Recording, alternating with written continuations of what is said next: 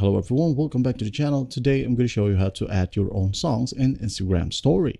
Alright, on this era of technology, adding your own music in Instagram is quite complicated. It should be just one click, add music and done, right? But that's not the case with Instagram. Well, let's dive in.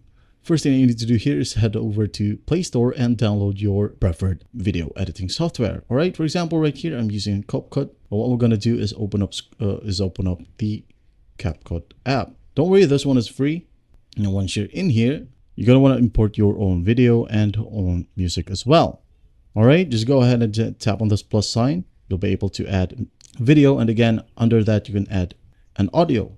Once you click on the plus sign, it will just automatically lead you to the file app on your phone. All right, just go ahead and use that.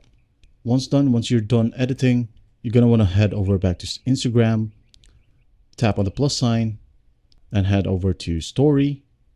Tap on this album icon right here and just select your edited or newly created video from CapCut. And that's basically it. I hope this video helps, and please don't forget to share this video to your friends. And if you find this video helpful, please leave a like and subscribe. Thank you for watching. Goodbye.